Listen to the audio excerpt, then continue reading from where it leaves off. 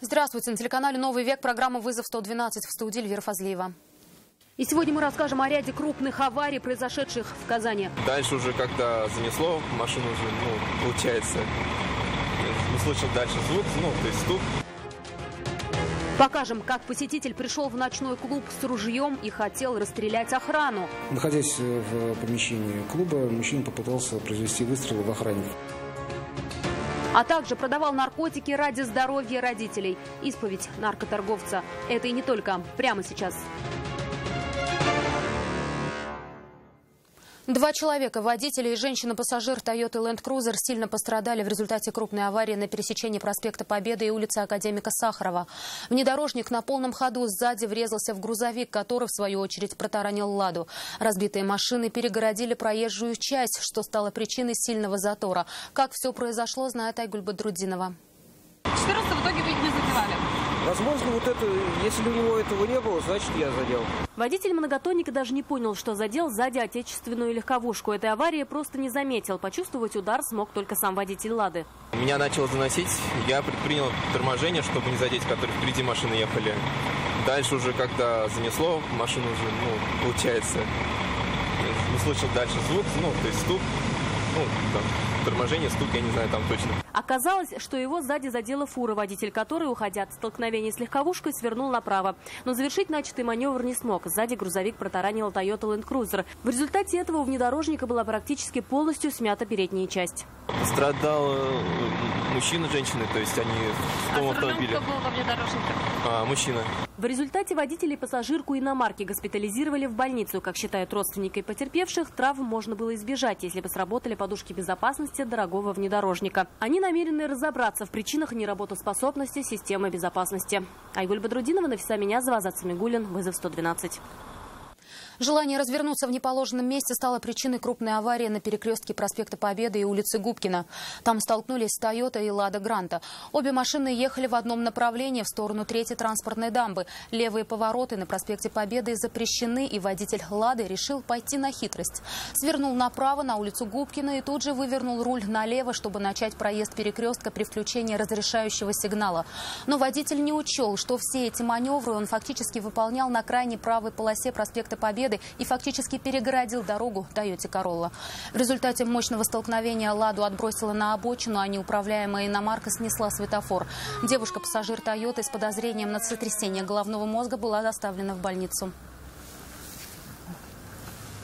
Запоздалая реакция привела к аварии и госпитализации водителя Hyundai Solaris.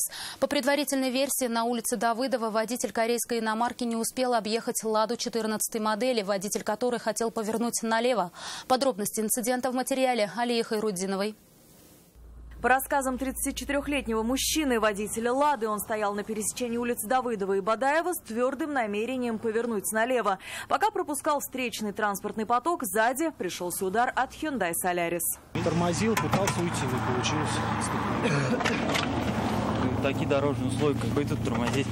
Он ехал не 40 километров. Удар был такой силы, что 23-летний водитель иномарки получил травму головы. Мужчину госпитализировали с места происшествия, а его автомобиль увез эвакуатор. Вторая машина также была не на ходу и покинула место аварии тем же путем, что и первая.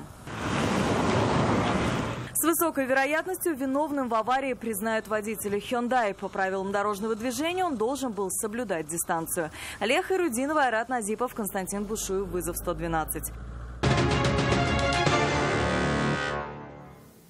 Пришел в ночной клуб с ружьем и хотел застрелить охрану. В Набережных Челнах охранники развлекательного заведения не пустили внутрь находившегося в нетрезвом состоянии 34-летнего мужчину. Последнего, видимо, до глубины души возмутило, что он так и не смог попасть в клуб. Он уехал домой, взял гладкоствольное самозарядное ружье с 4 патронами и вернулся в увеселительное место. Только открыв дверь, попытался открыть огонь, но был обезврежен. В настоящее время следственным органом Следственного комитета Российской Федерации по Республике Татарстан Хикматуллину предъявлено обвинение в покушении на убийство 2 или более лиц. При этом причастность к совершению преступления он не признал. Судом по ходатайству следствия в отношении него избран мера пресечения в виде заключения под стражу. Занимался доставкой наркотиков для того, чтобы оплатить лечение своей матери. Об этом сегодня в Верховном суде рассказал 28-летний подсудимый житель Новосибирска Евгений Пеннер. Он сообщил, что через запрещенный в России сайт договаривался о поставках порошка. Там ему сообщали, где и когда забирать посылку.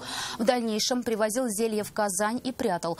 О данном виде заработка ему рассказал знакомый. За каждый совершенный заказ он получал по 300 тысяч рублей. За 2 месяца он успел забрать 3 закладки. 25 мая, когда он хотел доставить 10 килограммов наркотиков в Казань, его и мать, которая ему помогала, задержали сотрудники ФСБ.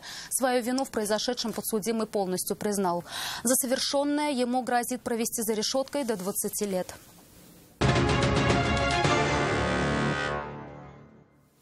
Дым в подъезде не на шутку напугал жильцов одного из домов по улице Декабристов. На место оперативно были вызваны экстренные службы города. Прибывшие пожарные обнаружили и ликвидировали очаг возгорания. Как оказалось, в подвале подъезда загорелся мусор. В результате инцидента никто не пострадал. 59-летний мужчина был доставлен в больницу в результате аварии, произошедшей под мостом на пересечении проспектов Ибрагимова и Ямашева. 49-летний водитель автомобиля Kia Rio въехал в припаркованную у шиномонтажа иномарку «Шкода Октавия». Последнюю затем отбросила на рядом стоящую Kia Ceed. Почему в этой ситуации виноват водитель совершенно другого транспортного средства, знает Алина Мусина. На развороте не пропустил меня.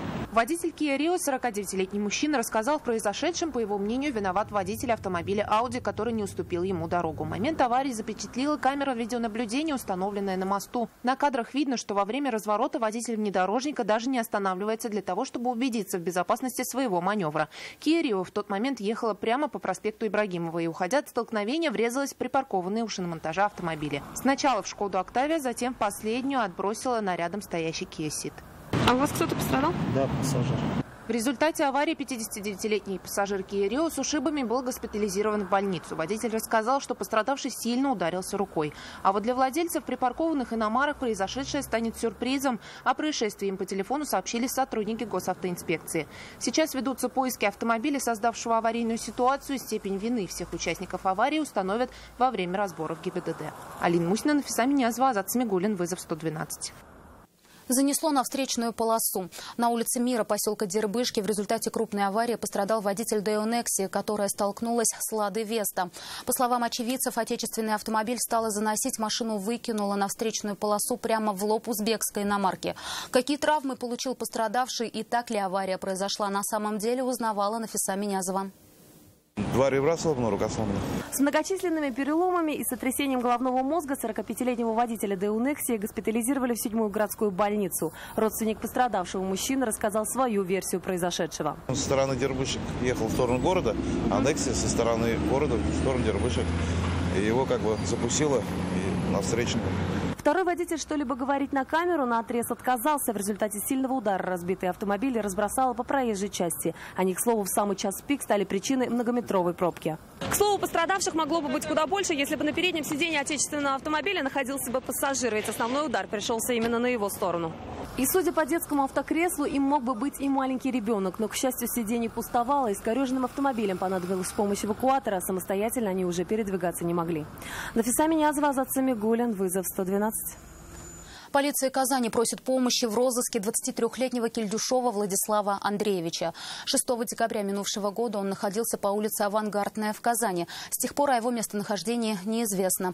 Молодой человек среднего телосложения, рост 170-175 сантиметров. Волосы темные. На момент исчезновения был одет в темно-синюю вязаную шапку, зимнюю тряпичную куртку темного цвета с капюшоном, внутри белым мехом, коричневые перчатки, зимние спортивные темно-серые штаны и летние белые кроссовки. Всех, кто обладает о нем какой-либо информацией, полицейские просят сообщить по телефонам, указанным на экране.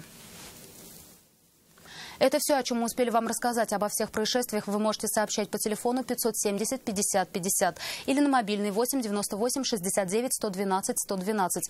Это можно сделать и в наших группах в социальных сетях. Туда же можно присылать и снятые вами видео. В студии была Эльвира Фазлиева. До встречи и не бросайте вызов судьбе. Вдруг она его примет.